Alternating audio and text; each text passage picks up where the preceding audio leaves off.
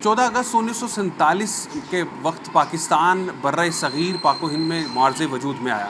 پاکستان 14 اگست 1947 کو تو معرض وجود میں آ گیا، لیکن اس کے پیچھے لاکھوں مسلمانوں نے ہجرت کی اور ہزارہا مسلمانوں نے اپنی جانوں کا نذرانہ پیش کیا۔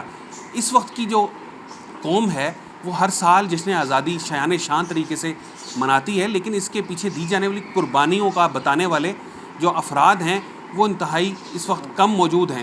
1947 کا جنہوں نے اپنی آنکھوں دیکھا حال دیکھا، جنہوں نے ٹرینوں پر حملہ کیا، بسوں پر حملہ کیا اور مسلمانوں کی جان و مال کو نقصان پہنچایا اور بے تحاشا قربانیاں دے کر یہ پاکستان حاصل کیا گیا، اس منظر کو دیکھنے والوں میں سے ایک ہمارے ساتھ اس وقت موجود ہیں سید ظہیر حیدر ظہیر صاحب، جنہوں نے ہندوستان سے پاکستان کی جانب ہجرت کی، اور ہجرت کے دوران وہ ٹرین میں سوار تھے اور ٹرین میں سوار ہو کر اپنے والد، اپنے والدہ، اپنے جو خاندان تھا اس کے ساتھ ہجرت کر کے ٹرین میں لاہور آ رہے تھے۔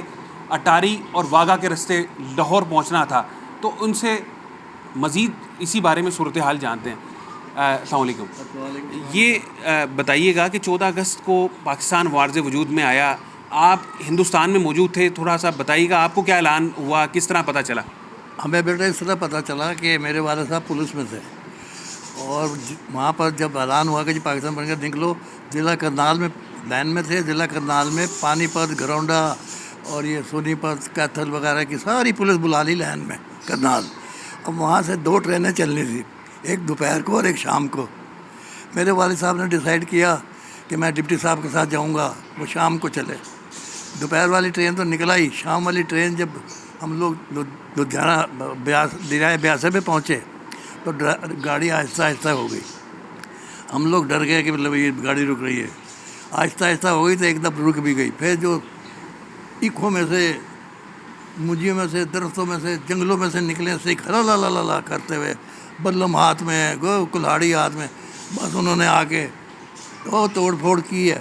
اب میری اس وقت عمر 10-11 سال کی تھی، مجھ سے بڑا بھائی 14 سال کا تھا، میری بہن تھی 3-4 سال کی، بھائی تھا 2 سال کا، ایک 10 مہینے کا بھی تھا۔ بس کیا بتاؤں آپ کو بس وہ کاٹنا شروع کر دیا۔ میرے والد صاحب ڈبے کے آگے ونڈو پہ کھڑے ہو گئے اور وہ ان کو منع کرنے لگے۔ میں نے پوری لڑائی دیکھی، والد صاحب میرے لڑ رہے ہیں، ہاتھ خون میں تر ہو گئے، بلم روک رہے ہیں، بلم مار رہے ہیں۔ اخیر پھر ایک سکھ آیا، اس نے میرے والد صاحب کو شوٹ کیا، تو وہ میرے والد صاحب کے ادھر لگ کے گولی، میرا چھوٹا بھائی تھا وہ بھی گود میں چڑھا ہوا تھا، اس کی بھی لگی، آنکھ میں نکل گئی۔ پھر انہوں نے دیکھا ہے تو مارا نہیں، یعنی گرا ہی نہیں ابھی۔ پھر ایک اور سکھایا، اس نے سامنے چھاتی پہ گولی ماری، میرے والد صاحب چپ کر کے ایسے لیٹ گئے۔ اب اس کے بعد ہمیں نہیں پتہ کیا ہوا، جب ہم بارش طوفان جلندھر اسٹیشن پہ آئے تو اس وقت ملٹری آئی ہوئی تھی، وہ ہماری پاکستانی ملٹری تھی، بنگال ریجیمنٹ کی۔ تو انہوں نے ہمیں اٹھایا، گودوں میں اٹھا کے کیمپ میں لے گئے۔ والد صاحب کی ڈیتھ باڈی پڑی ہوئی تھی پلیٹ فارم پہ، ماں کی پڑی ہوئی اسی طرح پلیٹ فارم میں چھوڑ کے ہم آ گئے۔ اب کیا بیان کروں تجھے، میری اس وقت 86-85 سال کی عمر ہے، لیکن مجھے یہ اب یہ 14 اگست کے مہینے میں ہی میں شروع سے ہی غمزدہ سا ہو جاتا ہوں، مجھے سارے سین یاد ہے۔ وہ وہاں سے پلیٹ فارم پہ خون میں یعنی لت پت دونوں ماں باپ آپ کو پڑے؟ آپ سامنے ڈیڈ باڈی نکال کے انہوں نے پھینک دی تھی بھائی پلیٹ فارم پہ۔ پھر وہ اسٹریچر لایا، اسٹیج پہ ہمارے سامنے اٹھا کے لے گئے۔ تو اتنی ہوش تھی میری ماں کو، میری ماں نے کہا اپنے بیٹے کو، بڑے کو، بھائی ظہور کو کہ بیٹے ابو کی جیب میں سے بٹوا نکال لے جلدی سے۔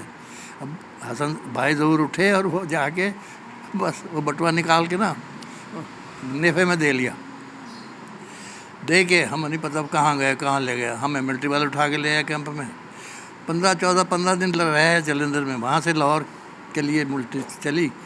لاہور میں وہ گند مچا ہوا تھا، وہ بدبو، بیماریاں۔ بہرحال وہ جو انچارج تھا کیپٹن، اس نے ہم سے پوچھا کہ آپ کے یہاں رشتہ دار کون ہیں؟ میں نے کہا جی ہمارے بھاٹی میں میری خالہ رہتی ہے، خالو رہتا ہے شفیع شاہ، آپ کو گھر کا پتہ ہے؟ میں نے کہا نہیں، بھاٹو دروازہ 36 گلی، وہاں چلیں۔ اب بھائی ضرور سے چلا نہیں جا رہا تھا، مجھ سے بھی نہیں، کسی سے، ہم 4-5 بہن بھائی تھے اس گاڑی میں بچے۔ جب ہم آئے بھاٹی کے اندر تو 36 گلی میں ایک دکاندار تھا، گلو، آٹے دانے والی دکان پوچھا، اس نے پوچھا کتنے جانا ہے؟ انہوں نے کہا شفیع شاہ کے گھر کے اندر گلی سے چلے جاؤ۔ ہم پھر اندر گلی میں گئے تو ماں میری خالہ اوپر سے آ رہی تھی، وہ وہیں سے نیچے دیکھ کے گر پڑی، پورا محلہ اکٹھا ہو گیا.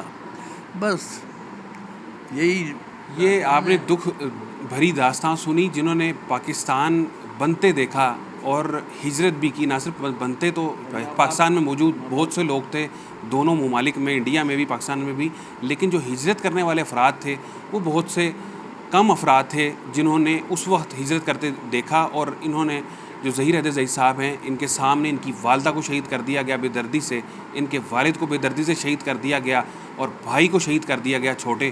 اور پھر یہ لوٹا ہوا جو خانوادہ تھا ان کا آ کر اندرون شہر آباد ہوا. اب ان سے مزید جانتے ہیں.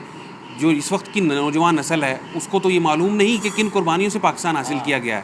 آپ کیا پیغام دیں گے اس وقت نوجوان نسل کو، پاکستان کو، جب آپ نے پھر بچپن سے جوانی میں قدم رکھا، آپ نے افسران کو بھی دیکھا کہ کس طریقے سے دل جمعی سے کام کیا کرتے تھے، جو سرکاری اہلکار ہوتے تھے یا چھوٹے پوسٹ پہ ہوتا تھا بڑی، اب آپ نے پھر کس طرح دیکھا لوگ کس طرح کام کرتے رہے سرکاری دفاتر میں، اور اب کیا حال ہو رہا ہے اس وقت ملک کا؟ نہیں، جس وقت میں ادھر آیا تو میری عمر تو 11 سال کی تھی. بہرحال میں میٹرک کیا 1956 میں. میٹرک کر کے میں نے پرائیویٹ نوکری کر لی. پھر میں نے سوچا اپنے باپ کی جگہ لیتے ہیں. پولیس میں نے اپلائی کیا ASI کے لیے. اس وقت ASI نہیں بھرتی ہوتے تھے، آرم وال ایڈیشنل راجی تھے، ان کے پاس میں پیش ہو گیا. انہوں نے مجھے کلرک بھرتی کر لیا.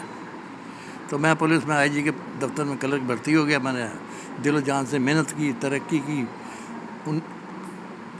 21/8/1961 کو میں بھرتی ہوا تھا اور 31/12/99 کو میں ریٹائر ہو گیا. اب ریٹائرمنٹ کی زندگی گزار رہے ہیں. اللہ کا فضل ہے، شکر ہے اللہ کا جس حال میں بھی ہیں. جنہوں نے پاکستان بنتے دیکھا، موجود تھے افسران، اب میں اور تب میں کیا فرق ہے اور کیا کرنا چاہیے نوجوانوں کو؟ اب نوجوانوں کو کیا کرنا چاہیے بھائی؟ اب تو زمانہ ہی چینج ہو گیا. اب تو پہلے تو چھری چاقو کا دور تھا، اب تو بھائی فوراً گولی مارتے ہیں. اب وہ چیز ہی نہیں. پہلے کا حجاب تھا بڑوں کا، بزرگوں کو عزت سے بلاتے تھے، عزت سے بیٹھتے اٹھتے تھے. اب تو نہ کوئی بڑے کی عزت ہے نہ چھوٹے کی عزت ہے. اب تو معاشرہ ہی کہیں اور جا رہا ہے. اللہ یہ ہے جو بچائے ان بچوں کو. میری تو یہی دعا ہے، خواہش ہے کہ بھائی اپنے ماں باپ کو خوش رکھو. تعلیم حاصل کر رہے ہو، تعلیم حاصل کرو، اچھی پوسٹوں پہ لوگو، محنت کرو، اپنے ملک کے لیے نام روشن کرو. پاکستان ہے تو تم ہو، ورنہ اور کچھ نہیں ہے. پاکستان زندہ باد. جی بالکل، پاکستان ہے تو ہم ہیں تو پاکستان ہے.